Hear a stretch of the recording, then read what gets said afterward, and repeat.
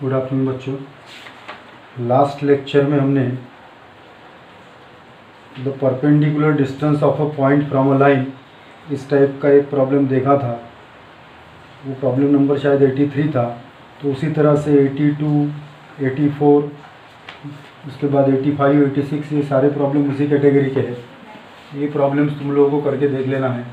Now will start with problem number 88, जिसमें the image of the point 163 in the line x upon 1 equal to y minus 1 upon 2 equal to z minus 2 upon 3 is। अब मान लो ये वो given line है जिसका equation हमें दिया है x upon 1 equal to y minus 1 upon 2 equal to z minus 2 upon 3, और यहाँ पर ये पॉइंट है लेट अस से a 1, 6 और 3। यहाँ से इसकी इमेज अगर मुझे देखना है तो उसके अपोजिट साइड में आएगी और ये इसके ऊपर में परपेंडिकुलर रहेगी। ये पॉइंट का नाम अगर मैं b कंसीडर कर लेता हूँ तो मुझे पॉइंट b के कोऑर्डिनेट्स फाइंड आउट करने हैं। अब क्योंकि a का इमेज वाला पॉइंट अगर b है तो ये AB जो है वो ये लाइन L पे परपेंडिकुलर रहेगा, तो ये जो M है ये बन जाएगा इसका मिड पॉइंट। तो अब A के कोऑर्डिनेट मुझे ऑलरेडी पता है, किसी तरह से अगर मैं M के कोऑर्डिनेट फाइंड आउट कर लेता हूँ तो फिर मिड पॉइंट फार्मूला से मैं पॉइंट B के कोऑर्डिनेट निकाल सकता हूँ। तो अब क्योंकि ये पॉइंट M जो है, ये पॉइंट M इस लाइन पर है, इस लाइन के इक्वेशन को अगर मैं यहाँ पर लैम्बडा कंसीडर कर लेता हूँ तो यहाँ पर पॉइंट M के जो कोऑर्डिनेट है x upon 1 equal to lambda, तो x की वैल्यू होगी lambda. y minus 1 upon 2 equal to lambda, तो y minus 1 equal to 2 lambda, तो y की वैल्यू होगी 1 प्लस 2 लैम्बडा। उसी तरह से z minus 2 upon 3 equal to lambda, तो z minus 2 equal to 3 lambda, तो z की वैल्यू हो जाएगी 2 प्लस 3 लैम्बडा। सो ये जो मिल गए हमें, ये मिल गए पॉइंट M के कोऑर्डिनेट्स। ठीक, अब पॉइंट M के कोऑर्डिनेट मिलने के बाद मैं AM के डायरेक्शन रेशियोज निकाल लेता हूँ। तो डायरेक्शन रेशियोज ऑफ AM हो जाएगा x2 माइनस x1, यानी पहला आ जाएगा लैम्बडा माइनस 1। उसके बाद ये y2 माइनस y1 यानी 1 प्लस 2 लैम्बडा माइनस 6, यानी इसका आंसर आएगा 2 लैम्बडा माइनस 5। उसके बाद 2 प्लस 3 लैम्बडा माइनस 3, तो 2 माइनस 3 यानी माइनस 1, तो इसका आंसर आएगा 3 लैम्बडा माइनस 1। ठीक, तो ये हो गया मेरे लिए A1 की वैल्यू, ये होगी B1 की वैल्यू, ये होगी C1 की वैल्यू, क्योंकि वो रिप्रेजेंट कर रहे हैं डायरेक्शन रेशियोज। उसके बाद direction ratios of line L वो है 1, 2, 3। इसका मतलब A2 की वैल्यू 1, B2 की वैल्यू 2 और C2 की वैल्यू मिल गई 3। ठीक, अब आगे मैं लिख सकता हूँ कि ये जो AM है ये परपेंडिकुलर टू L है, इसीलिए A1 A2 plus B1 B2 plus C1 C2 इसका आंसर आ जाएगा 0। मतलब जब दो लाइंस परपेंडिकुलर होती है तो उसके डायरेक्शन रेशियोज के प्रोडक्ट की सम जो आती है वो आती है 0। और अब अगर मैं इसमें सारी वैल्यूज़ पुटअप करके अगर इसको सॉल्व करता हूँ तो मुझे यहाँ से लैम्बडा की वैल्यू मिलने वाली है। तो वैल्यू वो पुट करके अगर मैं सॉल्व करता हूँ तो वैल्यू देखो पुट कर लेते हैं, यानी आएगा 1 इंटू लैम्बडा माइनस 1, यानी यहाँ लिख रहा हूँ लैम्बडा माइनस 1 क्योंकि A1 A2 कर लिया। उसके बाद 2 से इसको मल्टीप्लाई कर लो तो प्लस यहाँ आ जाएगा 4 lambda minus 10 plus C1 C2 यानी इसको 3 से मल्टीप्लाई कर लो तो यहाँ आएगा 9 lambda minus 3 and that is equal to आएगा 0। So lambda plus 4 lambda is 5 lambda, 5 lambda plus 9 lambda is 13 lambda, और ये मिला 14 लैम्बडा, और ये हो जाएगा माइनस 14 इक्वल टू 0। तो इसको सॉल्व करने पर लैम्बडा की वैल्यू मिल गई 1। अब जैसे ही लैम्बडा की वैल्यू 1 मिल गई तो मुझे ये पॉइंट M के कोऑर्डिनेट मिल जाते हैं। यहाँ लैम्बडा की वैल्यू पुट करो तो ये हो गया 1, यहाँ पुट किया 1 तो 1 प्लस 2 इंटू 1 यानी 1 प्लस 2 यहाँ हो गया 3। उसके बाद 1 प्लस 3 इंटू 1 यानी 3, सॉरी 2 प्लस 3 इंटू 1 यानी 3, सो 3 प्लस 2 यानी हो गया 5। इसका मतलब मुझे पॉइंट M के कोऑर्डिनेट मिल गए 5, सॉरी पॉइंट M के कोऑर्डिनेट मिल गए 1 3 5। लेटर से इसको मैं एक्स वाई जेड कंसिडर कर लेता हूँ। ये मेरे लिए x1 y1 z1 है, और ये पॉइंट B के कोऑर्डिनेट अगर मैं x2 y2 z2 कंसिडर कर लेता हूँ तो बाय मिड पॉइंट फार्मूला मुझे वैल्यू मिलती है x equal to x1 plus x2 by 2, y equal to y1 plus y2 by 2 और z equal to z1 plus z2 by 2। इसमें मुझे x, y और z की वैल्यू 1 3 5 है, तो यहाँ मुझे मिलेगा 1, x1 की वैल्यू 1 प्लस x2 अपॉन 2, ये इधर आ गया, so that gives you 2 equal to 1 plus x2, तो यहाँ से x2 की वैल्यू मुझे मिल गई 1।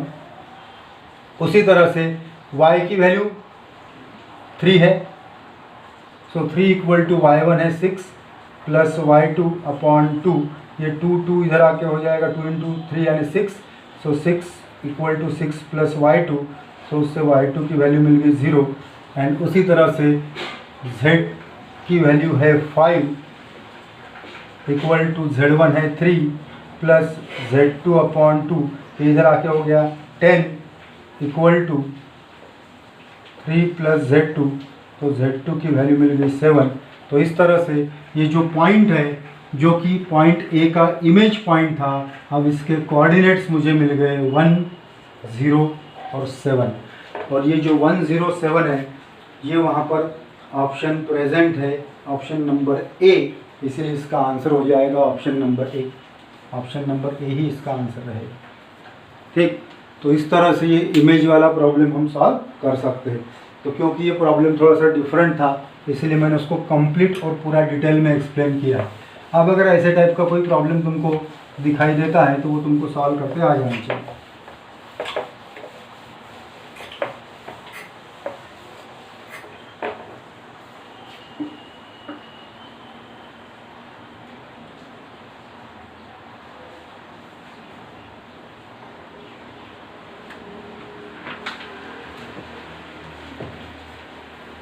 अब देखो, shortest distance between two lines निकालने का फॉर्मूला हमें पता है, वेक्टर फॉर्म में वो फॉर्मूला है और कार्टेशियन फॉर्म में भी वो फॉर्मूला है।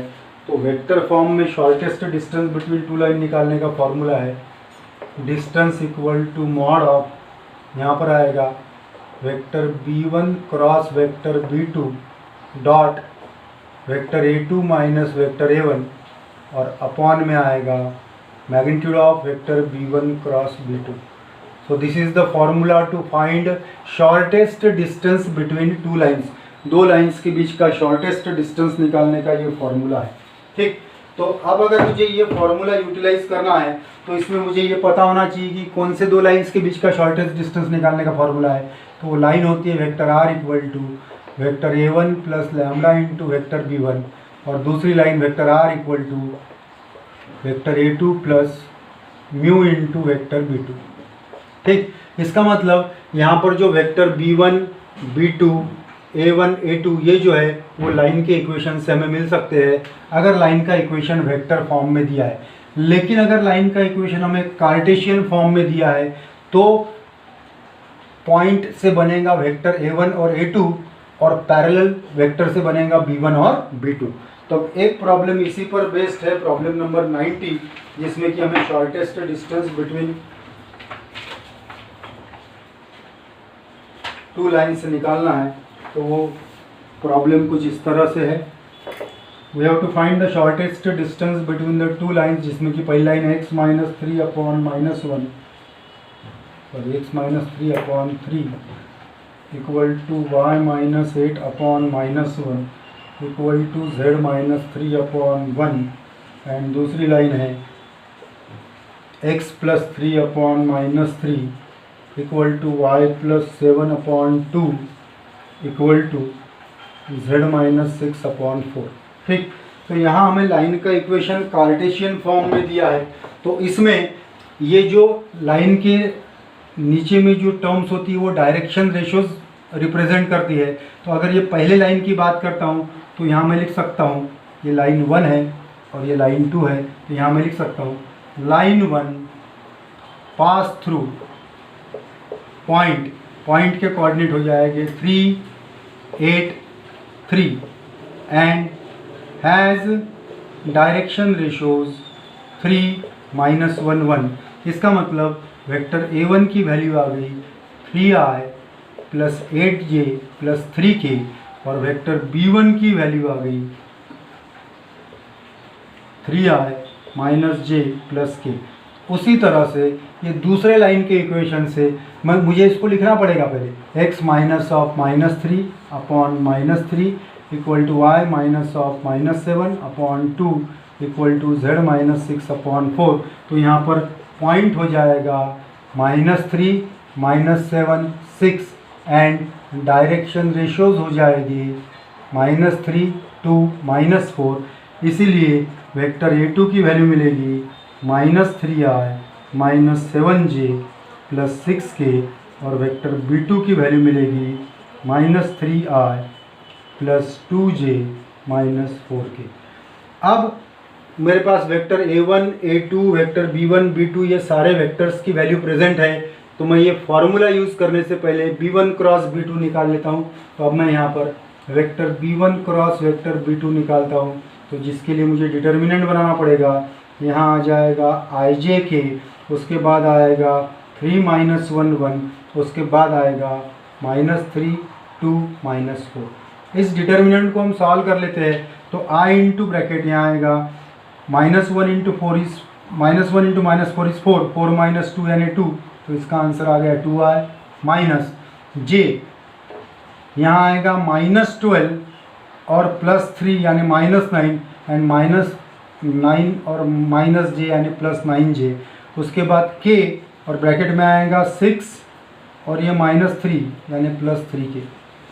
ये हो गई वेक्टर B1 क्रॉस B2 की वैल्यू। ठीक, उसके बाद magnitude of vector B1 cross B2 निकाल लेता हूँ यहाँ पे। तो आएगा √4 + 81 + 9 यानी आ जाएगा √94। तो मुझे magnitude of B1 cross B2 भी मिल गया। ठीक, आगे देखो। अब ये जो फॉर्मूला मेरे पास में प्रेजेंट है, इसमें B1 cross B2 dot A2 minus A1, मतलब मुझे A2 माइनस A1 भी निकालना पड़ेगा। तो अब मैं vector A2 minus vector A1 निकाल लेता हूँ। वेक्टर A2 माइनस A1 यानी -3i बिकम्स -6i। उसके बाद -7j और ये -8j गिव्स यू -15j। उसके बाद 6k -3k बिकम्स +3k। ठीक, अब उसके बाद में ये B1 क्रॉस B2 यानी ये टर्म और A2 माइनस A1 इसका डॉट प्रोडक्ट ले लेता हूँ। तो आगे मैं लिखता हूँ vector B1 cross vector B2 dot vector A2 minus vector A1। तो इसके डॉट प्रोडक्ट की वैल्यू डायरेक्ट लिख रहा हूँ। देखो, जब दो वेक्टर का डॉट प्रोडक्ट लेते हैं तो आई के कोएफिशिएंट का प्रोडक्ट 2 इंटू -6 हो गया -12, 9 इंटू -15 बिकम्स -135 और 3 इंटू 3 बिकम्स 9।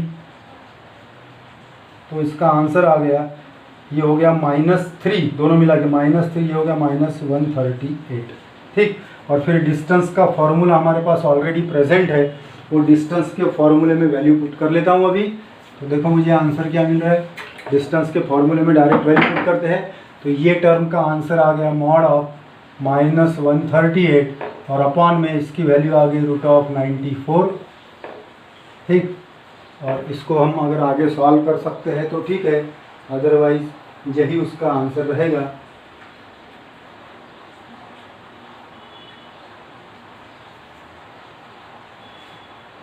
-1 -1 -3 2 4, उसके बाद x + 3 y + 7 z - 6। ठीक है, तो अब आगे इसमें का कुछ पोर्शन अगर हम लोग सॉल्व कर सकते हैं तो वो सॉल्व करके लिखना। मैंने तुमको टेक्निक बता दी है, उसी टेक्निक से इसका आंसर भी निकाल लेने का है। ठीक है ना। हो सकता है यहाँ पे निकालते समय वेक्टर को एक बार चेक कर लेना, क्योंकि ऑप्शन में कुछ मुझे गड़बड़ दिखाई दे रहा है। तो अगर यहाँ पर हमारा आंसर अगर पूरी तरह से करेक्ट है तो आंसर उसका यही आना चाहिए, बट ये टर्म ऑप्शन में नहीं दी है। तो हो सकता है कि अगर मुझसे यहाँ कहीं मिस्टेक हो गई हो तो यहाँ मिस्टेक होने के कारण ये टर्म की वैल्यू कुछ और आएगी, तो फिर आंसर चेंज हो सकता है। तो उतना तुम लोग देख लेना अभी।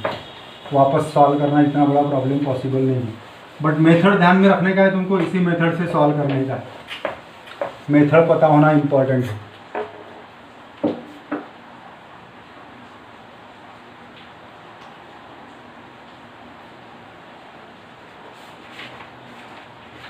एग्जाम्पल के तौर पर मैं तुमको एक और प्रॉब्लम बता देता हूँ, क्योंकि वो प्रॉब्लम हमारा कंप्लीट नहीं हुआ है। तो 91 को देख लेते हैं। इक्वेशन दिया है x minus 3 upon minus 1 equal to y minus 4 upon 2 equal to z plus 2 upon 1, and दूसरा इक्वेशन है x minus 1 upon 1 equal to y plus 7 upon 3 equal to z plus 2 upon 2। ठीक, तो अब मैं यहाँ पर डायरेक्टली पॉइंट यहाँ पर आने वाला है 3 4 माइनस 2, इसलिए वेक्टर a1 की वैल्यू हो जाएगी 3i plus 4j minus 2k। उसके बाद डायरेक्शन रेशोज है -1 2 1, इसलिए वेक्टर b1 की वैल्यू हो जाएगी -i plus 2j plus k। एक प्रॉब्लम फिर से मैं तुमको नेक्स्ट प्रॉब्लम सॉल्व करके दे रहा हूँ उसी कैटेगरी का।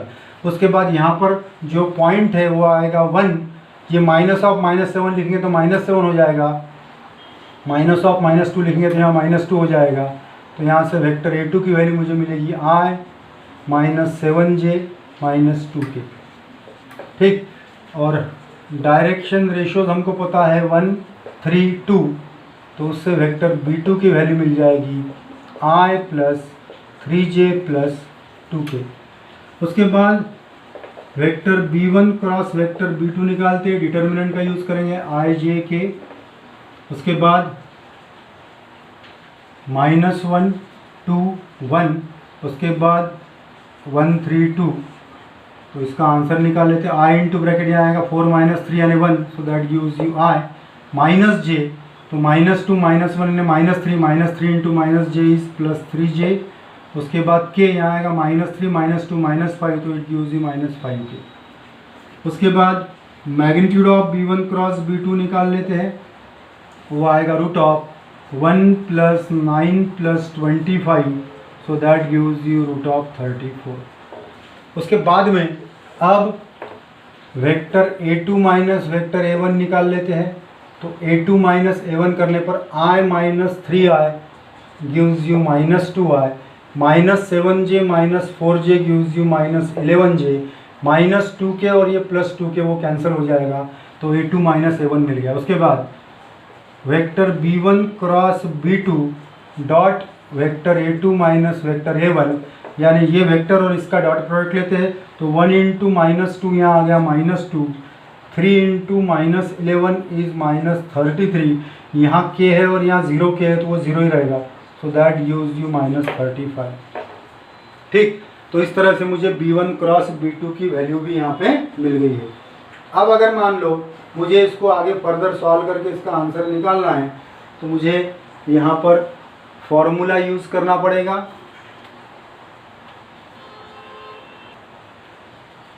अब देखो फॉर्मूला हम यूज़ करेंगे distance equal to mod of vector b1 cross vector b2 dot vector a2 minus vector a1 upon magnitude of vector b1 cross b2, and that is equal to, इसका answer हमने already find out किया है, mod of 35 upon b1 cross b2 का answer यहाँ 35 होना चाहिए, यहाँ आएगा √35।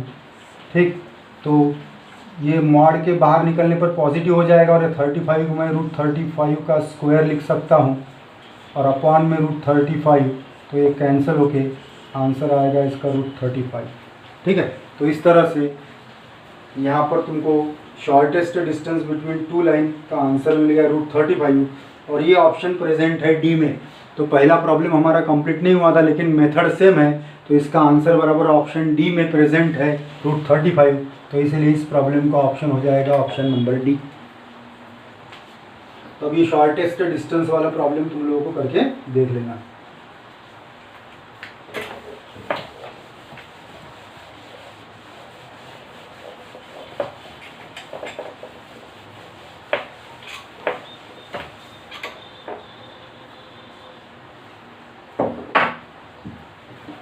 उसके बाद अब देख रहे हैं हम लोग प्रॉब्लम नंबर 95।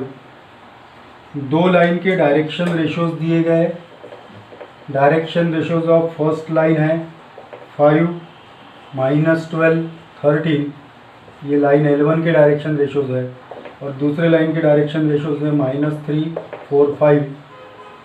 मान लो ये L2 के डायरेक्शन रेशोज है, तो उसके बीच का एक्यूट एंगल निकालना है। अगर इन दोनों लाइन के बीच का एक्यूट एंगल अगर मैंने थीटा कंसीडर कर लिया तो मेरे पास कॉस थीटा का फॉर्मूला बनता है magnitude of A1 A2 plus B1 B2 plus C1 C2 upon root of A1 square plus B1 square plus C1 square into root of A2 square plus B2 square plus C2 square. तो यहाँ पर ये जो direction ratios दिए गए हैं, ultimately मेरे पास में A1 की वैल्यू है 5, B1 की वैल्यू -12, C1 की वैल्यू 13, A2 की वैल्यू -3, B2 की वैल्यू 4 और C2 की वैल्यू है 5। ठीक, तो आगे मैं A1 A2 plus B1 B2 plus C1 C2 निकाल लेता हूँ। दैट गिव्स यू, यहाँ -15 हो जाएगा, उसके बाद प्लस यहाँ पर हो जाएगा -60, उसके बाद प्लस यहाँ हो जाएगा 65, तो इसका आंसर आएगा -75 और प्लस 65, यानी आंसर आएगा -10। उसके बाद root of A1 square plus B1 square plus C1 square यानी रूट ऑफ 25 प्लस 144 प्लस 169, तो इसका आंसर आएगा 2 into 169, so that gives you 13√2। उसी तरह से root of A2 square plus B2 square plus C2 square निकाल लेते हैं, तो that gives you 9 plus 16 plus 25, जिसको मैं 2 इंटू 25 लिख सकता हूँ, तो ये हो जाएगा 5√2। अब cos थीटा का ये फॉर्मूला यूज़ कर लेते हैं। ये टर्म की वैल्यू हमने निकाली है -10, अपॉन में यहाँ आएगा 13√2 इंटू आएगा 5√2, सो दैट गिव्स यू, ये 10 हो जाएगा और यहाँ 13 इंटू 5 हो जाएगा 65 और √2 इंटू √2 हो जाएगा 2, तो यहाँ डिवीज़न होके आ जाएगा 5, तो आगे अल्टीमेटली होगा 1/13 डिवीज़न करने के बाद। So therefore theta equal to होगा cos इनवर्स ऑफ 1/13। तो acute angle between two lines आने वाला है cos inverse of 1/13।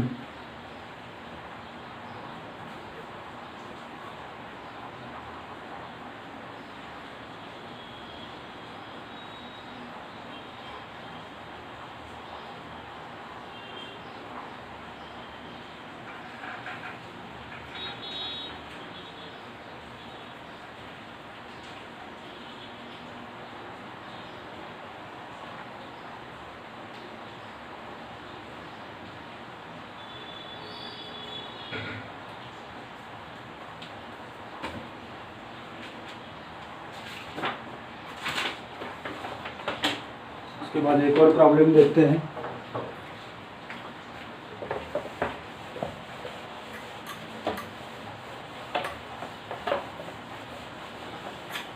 Line lesson के एकदम लास्ट के प्रॉब्लम्स हम देख रहे हैं। उसके बाद हमको इसमें प्लेन स्टार्ट करना होगा, और जब प्लेन स्टार्ट करेंगे तो उस समय पहले प्लेन का थ्योरेटिकल पोर्शन तुमको बताया जाएगा। नाउ लेट अस सी प्रॉब्लम नंबर 101, जो ऐसा ही है। एंगल बिटवीन टू लाइन्स है। पहले लाइन का इक्वेशन है 2x equal to 3y equal to -z, and दूसरी लाइन है 6x equal to -y equal to -4z। ये दो लाइन्स के बीच का एक्यूट एंगल मुझे निकालना है, तो मुझे इसके डायरेक्शन रेशियोज पता होने चाहिए। तो मैं यहाँ लिखूँगा x/1/2 equal to y/1/3 equal to z/-1। तो यहाँ पे डायरेक्शन रेशियोज हो जाएगी 1/2 1/3 -1।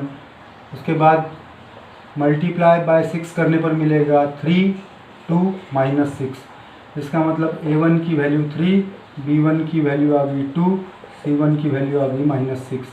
तो इसका रूट निकालिए, root of A1 square plus B1 square plus C1 square, उसका आंसर आएगा 9 + 4 + 36, इसका आंसर आने वाला है 7। दूसरी जो लाइन दी है उसको लिखेंगे x/1/6 equal to y upon -1 equal to z upon -1/4। यहाँ पर मल्टीप्लाई बाय 12 करना पड़ेगा क्योंकि इसका एलसीएम, पहले यहाँ डायरेक्शन रेशियो देख लेते हैं। डायरेक्शन रेशियो आएगा 1/6 -1 -1/4 मल्टीप्लाई बाय 12 करो क्योंकि इसका एलसीएम 12 आता है, तो यहाँ आ जाएगा 2, यहाँ आएगा -12 और इसको 12 से मल्टीप्लाई करने पर यहाँ हो जाएगा -3। इसका मतलब A2 मिल गया 2, B2 मिल गया -12 और C2 मिल गया -3। फिर इसका रूट निकाल लो, root of A2 square plus B2 square plus C2 square equal to root of 4 plus 144 plus 9, so that gives you 148 यानी रूट ऑफ 157। उसके बाद साथ में A1 A2 plus B1 B2 plus C1 C2 निकाल लेते हैं। सो 3 इंटू 2 हो गया 6 प्लस 2 इंटू -12 हो गया -24। उसके बाद प्लस -6 इंटू -3 यानी हो जाएगा 18, तो इसका आंसर आ गया 0। अब क्योंकि ये न्यूमरेटर का पार्ट 0 आ गया तो cos theta equal to 0 upon anything, तो इसका मतलब cos थीटा की वैल्यू हो जाएगी 0, बट cos 90 0 होता है तो थीटा की वैल्यू आ गई 90 डिग्री, या उसको हम π/2 भी कह सकते हैं। तो ये है प्रॉब्लम, ये था प्रॉब्लम नंबर 101। अब एग्जैक्टली इसी तरह से हम प्रॉब्लम नंबर 103 देख लेते हैं, और वो कंप्लीट करने के बाद हम ये कंसीडर कर लेंगे कि हमारा लाइन का पोर्शन कंप्लीट हो चुका है। देन नेक्स्ट लेक्चर में फिर प्लेन का पोर्शन डिस्कस किया जाएगा। तो ये प्रॉब्लम नंबर 103 में पूरा कंप्लीट सॉल्व करके नहीं दूंगा तुम लोगों को, उसमें क्योंकि इक्वेशन थोड़ा सा डिफरेंट फॉर्म में दिया है इसलिए उसको सॉल्व करके दे रहा हूँ। उसमें देखो x equal to -2 plus 2t, दूसरा y इक्वल टू 3 -4t, और तीसरा पार्ट है z equal to -4 plus t। तो मैं पहले लाइन का इक्वेशन निकालूंगा। देखो x plus 2 equal to 2t, तो x plus 2 upon 2 equal to हो गया t। यहाँ से मिलेगा y minus 3 upon -4 equal to t, यहाँ से मिलेगा z plus 4 upon 1 equal to t। तो लाइन का इक्वेशन मिल गया x plus 2/2 equal to y minus 3/-4 equal to z plus 4 upon 1।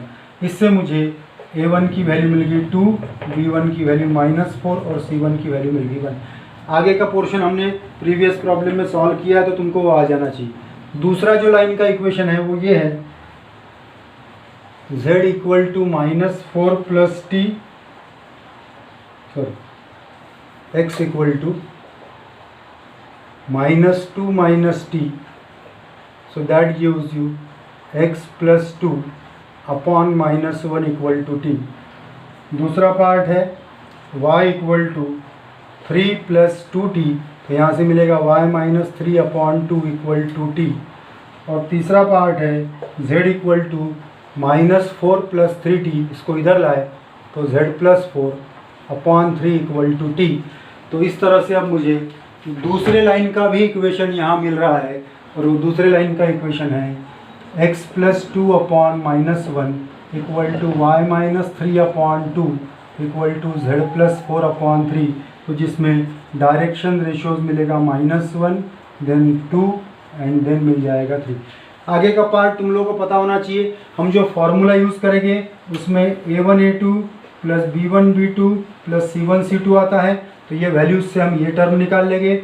उसके बाद निकालेंगे root of a1 square plus b1 square plus c1 square, उसका आंसर निकाल लेने का। फिर root of a2 square plus b2 square plus c2 square, तो ये वैल्यूज से वो टर्म निकाल लेने का।